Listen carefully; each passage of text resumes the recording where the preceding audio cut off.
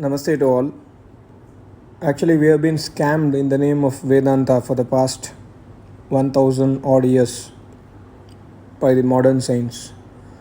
By modern, I mean here the saints who do not have the Vedas knowledge, or the saints who declare themselves as Vedic scholars but in reality they do not understand Vedas. So these saints are called as modern saints. So I'll give you two thinking on this Vedanta topic. Actually, the Vedanta Shastra was written by Vyasmuni, which is completely Vedic script, which is fully based on Vedas, which believe that there is an Almighty God, there is Jivatma, there is also Prakriti. Traitvad. But the problem here is the Neo Vedanta, the Advaita philosophy, which people think that it is framed by Adi Shankaracharya. Adi Shankaracharya lived around 1300, 400 years ago. But after his death, all this the current belief system started, and there were many books which were written in the name of Adi Shankaracharya.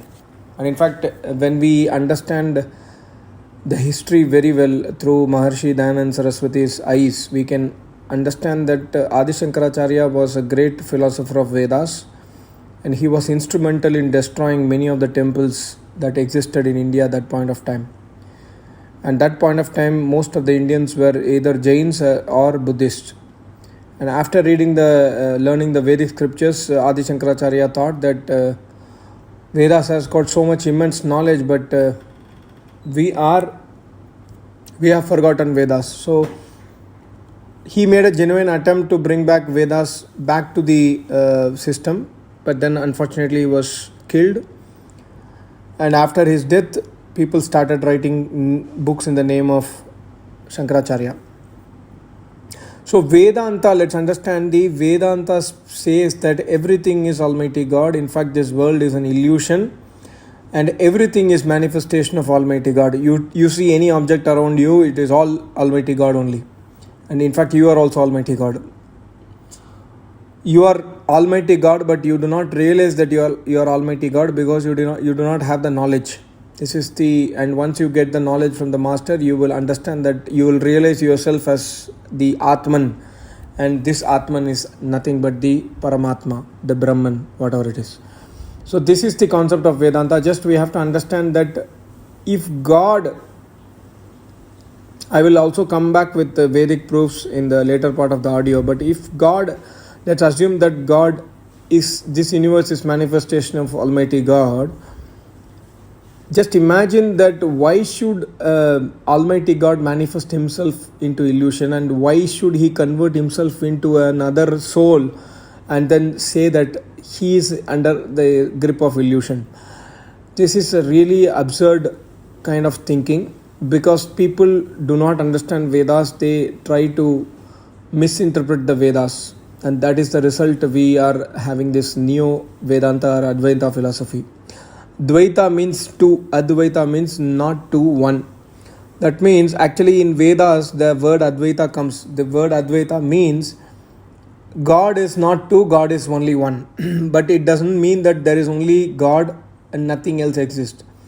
There are other matters which exist, which are not equivalent to God, but which are less than Almighty God in terms of power, etc. But Advaita philosophy completely changed this concept and then said that everything is Almighty God's, and in fact the soul is under the illusion, and that's why it is not realizing that it is Almighty God.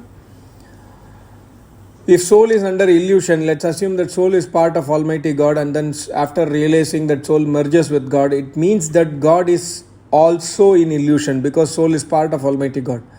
Indirectly, we are meaning by Vedanta that God is also under the grip of illusion, which is impossible as per the Vedic knowledge, Vedas, Vedic scriptures.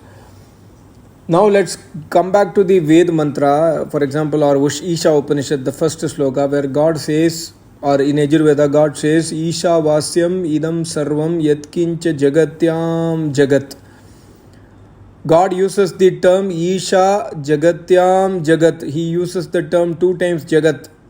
God, Vasyam means God resides Where that God resides? God resides in Jagatyam Jagat. God resides in two Jagat.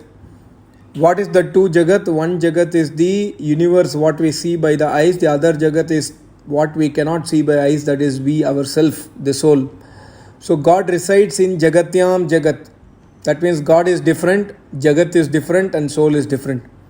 This itself proves that there is Advaita philosophy, the current Advaita philosophy is wrong, that God does not transform himself into Jagat.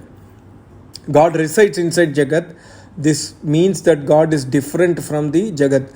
Like we live in our house, we are not house. We are different and the house is different. So similarly, God is residing in this universe, Jagatyam Jagat. God is also residing inside the Jivatma, but God is not the universe. God is not the Jivatma. This basic concept, I'm amazed that why people are unable to understand. And when we speak about this kind of concept, they say that you are Arya Samaji, you don't know anything, you are corrupted by British, etc. Some people have commented. Of course, I have to clarify every time that I am not an Arya Samaji. And I learned Vedas from my Acharya Swami Ram Swarupji Yogacharya, but we are not Arya Samajis. But Arya Samaji also follows the principle of Vedas, which emanate from Almighty God. It is the rights of everyone to follow the Vedic scriptures in our life. So, this Isha Upanishad first sloka or Yajurveda mantra 40th chapter, this is coming under Shukla Yajurveda. This also proves that Almighty God, Jivatma and Prakriti are three eternal entities.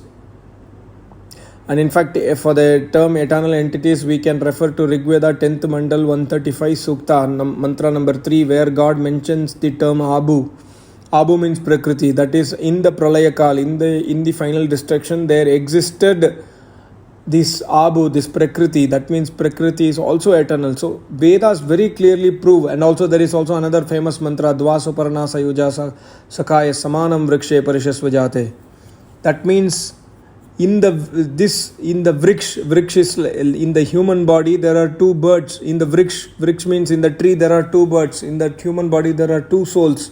One is the soul, that is you, the other one is the soul which is Paramatma, which is the creator of this universe. One soul does the deeds, one soul reaps the benefit of the deeds, the other soul does not reap the benefit of the deeds. It is a viewer, or it just absorbs the activity of the soul. This also speaks about three entities. One is the tree, which is non-alive matter. Our human body is a non-alive matter. The other one is Jivatma, other one is Paramatma, the third one. So all these, in fact, every Ved mantra, you can understand the Ved mantras Upadesh is for the soul. It's not for God himself. God does not need to give the knowledge of Vedas for himself. God gives the knowledge of Vedas for the Jivatma. So once we understand the fundamental concept of Vedas, then we will understand this Advaitavad is a bullshit theory, and it is a scam which was created to spoil the Vedic Sanatan Dharma. Once we understand the truth of Vedas, we will revert back to Vedas. We will stop the worship of idol worship. We'll stop this illusionary way of worshipping through Vedanta methods. And we will revert back to Vedas to worship Almighty God as per the Vedas philosophy.